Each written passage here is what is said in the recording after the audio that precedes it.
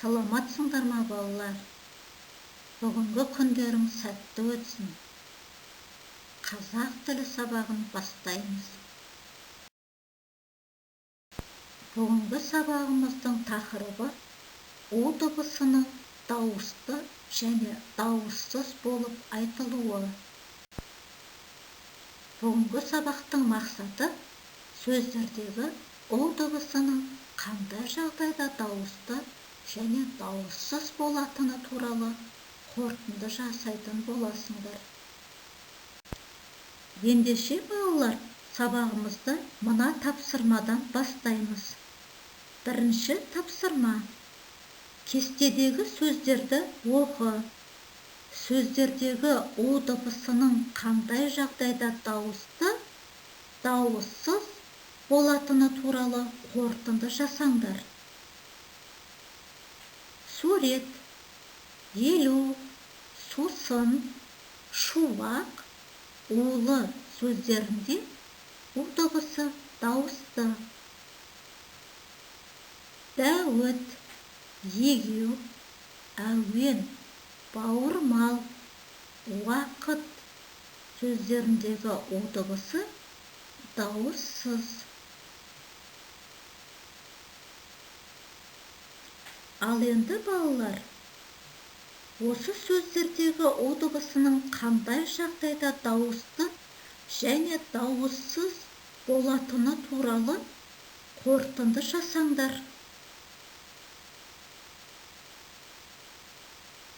Сонымен, қандай қорытынды жасадыңдар? Енді жасаған қорытындыларыңды дұрыс жауабымен салыстырып көріңдер. Дауысты дыбыстан соң және сөз басында дауыстыдан бұрын келген у дыбысы дауыссыз болады. Мысалы, ауыл, уақыт. Дауыссыз дыбыстан соң және сөз басында дауыссыздан бұрын келген у дыбысы дауысты болады. Мысалы, сусын, улы. Жарайсыңдар балалар. Келесі тапсырмаға назар аударайық. Мәтінді түсініп оқы. Сұраққа жауап бер. Сәуле өздерің сияқты екінші сынып оқушысы. Ол сәнді киінгенді ұнатады. Әсіресе қуыршағына түрлі киім таңдап, сәнді киіндіргенді жақсы көреді. Бүгін қуыршағына қазақтың ұлттық киімін кигізбекші. Бірақ бас киім таңдауда қатты қиналды. Ол ойлана келіп қуыршағына кигізді. Сәуле қуыршағына қандай бас киім кигізді екен? Мұны табу үшін мына суреттерге мұқият қараңдар. Суреттегі қазақтың ұлттық бас киімдері қалай аталады? Сәуле қуыршағына мына бас киімдердің қайсысын кигізді деп ойлайсыңдар?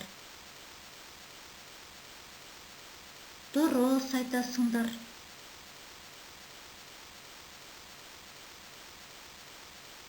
Қазақтың ұлттық бас киімдері бөрік, тақия, сәукеле, тымақ, кимешек деп аталады.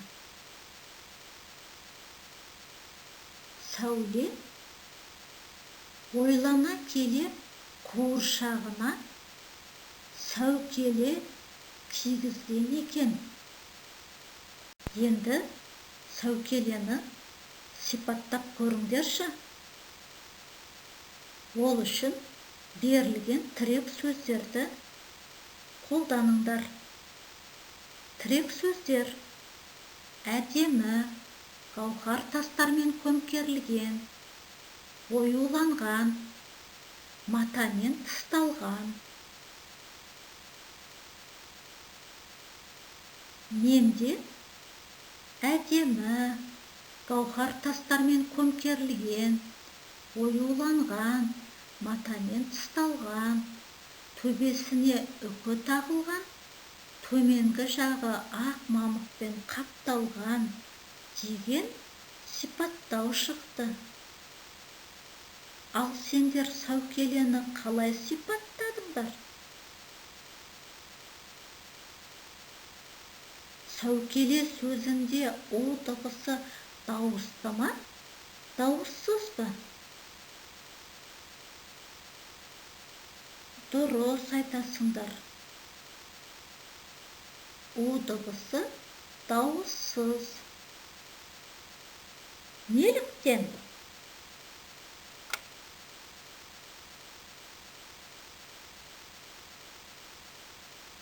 О дыбысы дауысты дыбыстан кейін келсе, дауыссыз болады. Енді балалар, мәтіндегі о дыбысы бар сөздердің дауысты, дауыссыз екенін ажыратайық. Оқушысы қуыршағына сөзіндегі о дыбысы дауысты, ал сәуле, таңдауда, сәукеле сөзіндегі о дыбысы дауыссыз. Неліктен? Дұрыс айтасыңдар. Оқушысы қуыршағына деген сөздердегі о дыбысы дауыссыздан кейін, сәукеле, таңдауда, сәуле сөзіндегі о дыбыстары дауыстыдан кейін келіп тұр. Жарайсыңдар балалар. Балалар, бүгінгі сабақта біз нені үйрендік? Иә, біз о дыбысының қандай жағдайда дауысты және дауыссыз болатыны туралы білдік.